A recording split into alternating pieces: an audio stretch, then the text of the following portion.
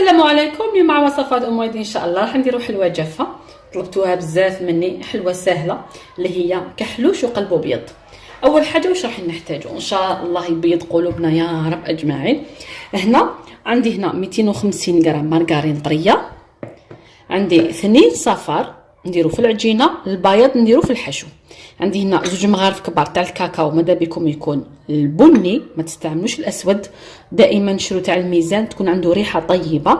عندي هنا مغرفه صغيره تاع خميره كيميائيه يعني 5 غرام، نص كاس تاع لا مايزينا، ونص كاس تاع السكر كلاصي، والفارينه باش نلمو العجينه تاعنا. هذا واش راح نحتاجو في العجينه.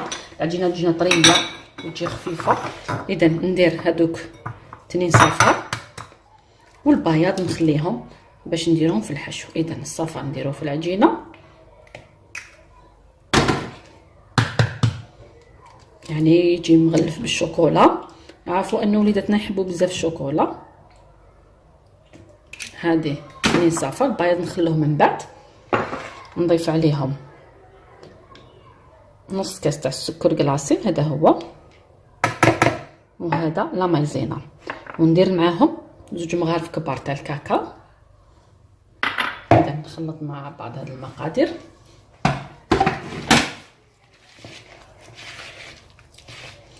حتى ينسجموا لنا كامل مع بعض.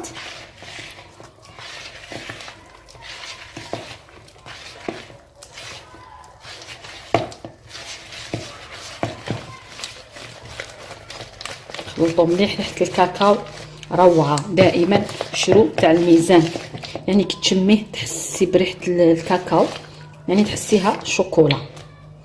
نزيد معاهم هذاك النص كاس تاع المايزينا، نزيد ندخلها،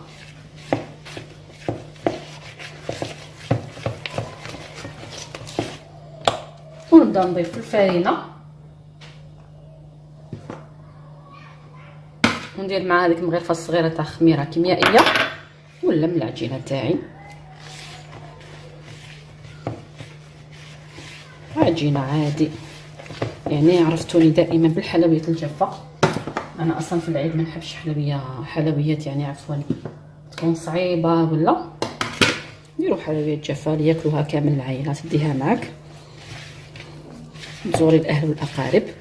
اذا نلم العجينه تاعها ونخليها طريه شويه. اذا هنا لميت العجينه، نخليها على جهه ونجوزو باش نوجدوا الحشو تاعنا. اذا الحشو واش راح نحتاجو؟ حنحتاج كاس ونص تاع الجوز الهند اللي هو لانوات كوكو، كاس ونص.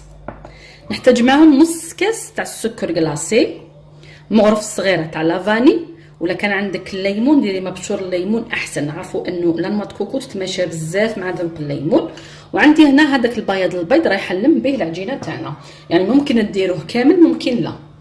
اذا هنا واش ندير هذاك كاس ونص تاع لانوات كوكو جوز الهند، ندير معهم هذيك المغرفه الصغيره تاع لافاني، وهذاك النص كاس تاع السكر كلاصي. اذا نخلط المقادير مع بعض، نستعمل يدي احسن بهذه الطريقه. الا كان عندك الليمون استعملي الليمون، راح يجي يعني الذوق تاعو منعش كي تاكليه. وندير بياض البيض غير بشويه ونشوف، يعني ندير الاول ونخلط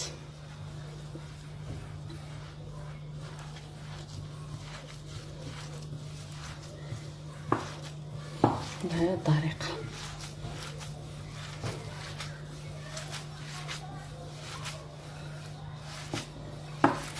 اذا انا كفاني بياض ونص، يعني درت بياض ونص كفاني. لازم تكون ملمومه وطريه، يعني ما تكونش ملمتها وهي يعني ناشفه. شوفوا شحال بقى لي بياض البيض، بقى لي حوالي نص، يعني تقريبا استعملته كامل. وبعد واش ندير من الاحسن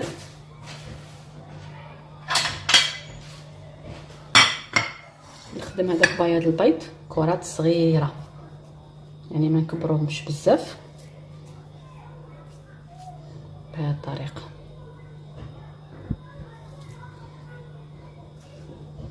نخدمهم كاملين باش نبدا نشكل الحلوه تاعي، يعني باش تجينا العمليه سهله فقط. نرتبوا امورنا بهذه الطريقه. اذا نكمل كامل ونعاود نرجع لكم. اذا هنا من بعد نشكل في الحلوه تاعي، ها هما الحشو تاعنا واجد. نحكم شويه تاع العجينه. هنا الكبره تاع الحبه تاع الحلوه كل وحده كيفاش تحب الحلوه تاعها، المهم ديريهم كامل نفس المقاس. اذا ندير شويه تاع الحشو، عفوا طاح لي، ونغلق عليه مليح العجينه. العجينه راهي يعني خفيفه، نعملوها غير بالعقل ونشكلها كره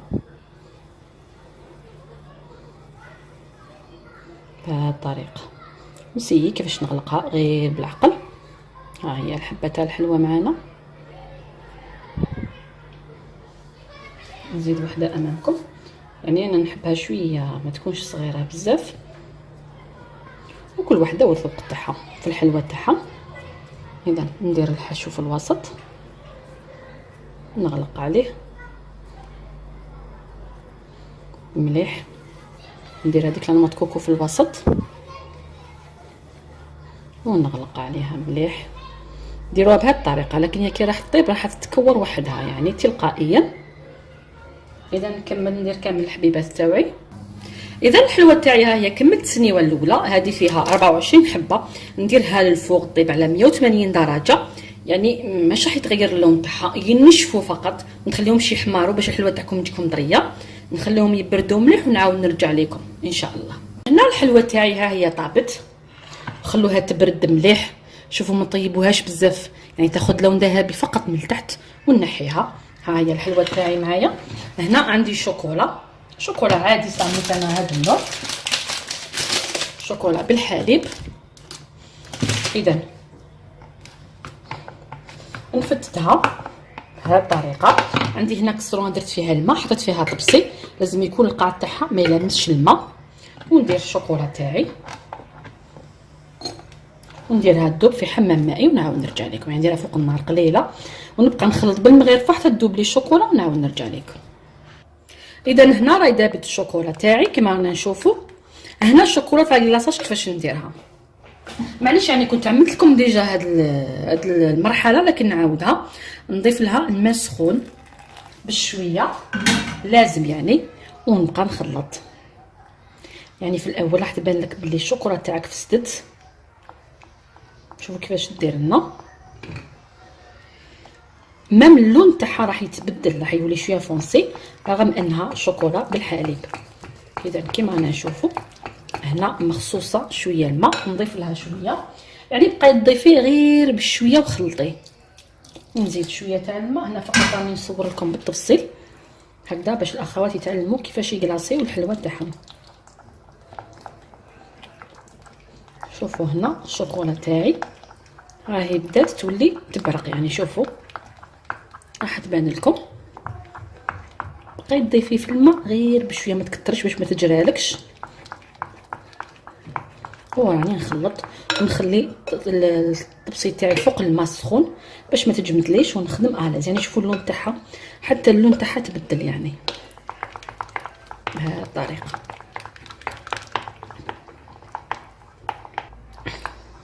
وتولي شوفي يعني تولي تبريي. الان نبدا نكلاصي في الحلوه تاعي غير بالعقل لانه الحلوه طريه. نميل شويه فقط الطبق تاعنا، ندير في الشوكولا بهذه الطريقه، نديرها في نفس السنيوه اللي طيبت فيها الحلوه تاعي. ها هي امامنا نبدا باش تشوفوا مليح. هنا عندي حبيبه تاع اللوز اللي كنت حمصته، ندير حبه على الوجه تاعها مادام الشوكولا راهي يعني مازال ما نشفتش. نزيد حبه فقط امامكم هكذا، يعني باش نحو لكم كامل الاسرار كيفاش تخدموا الحلوه تاعكم في الدار وتنجح لكم. ديروا ان كلاصاج ناجح. ها هو شوفوا شحال يبريي. اذا راح نكمل كامل الحلوه تاعي نكلاصيها ونزين لها الوجه تاعها بهذه الطريقه، ونعاود نرجع لكم فيما بعد ان شاء الله. اذا هنا الحلوه تاعي راهي نشفت. واش ندير هنا؟ نفس الشوكولا درتها في ان بوش، يعني تزيين فقط، يعني هذه المرحله اختياريه تقدري ما تضيفيهاش. اذا نربط الكيس تاعي نقطعو حاجه قليله فقط من الطرف ونبدا نزين الحلوه تاعي. نبدا باش تجينا شابه فقط، يعني ندير خطوط على الوجه تاع الحلوه بهذه الطريقه. تقدري ما ديريها بالشوكولا بلون هنا كيما حبيتي، كيما تقدري تزيني الحلوه تاعك غير بلا نوا د كوكو بيضه من الفوق، يعني راح تكتفي بالتزيين. اذا راح نكمل كامل الحلوه تاعي ونعاود نرجع لكم، نخليها تبرد مليح ونعاود نرجع لكم فيما بعد ان شاء الله. اذا الحلوه تاع نهار اليوم هي امامنا واجده. هاد الحبيبات زينتهم بحبه تاع اللوز هادو بالشويه تاع نوا د كوكو، يعني التزيين يبقى اختياري. من بعد ديرهم في لي كيسات وخبيها في علبه بلاستيك محكمه الغلق. نوريكم حبه فقط مقسومه باش تشوفوا الحلوه تاعنا تاع نهار اليوم كيفاش تجي عامله. شوفوا كيفاش تجي طريه. شوفوا يعني كي نقسم الحبه لا غير تجي تذوب في الفم. نتمنى انكم تجربوها وتنال اعجابكم، والى الملتقى ان شاء الله مع وصفه جديده، والى اللقاء.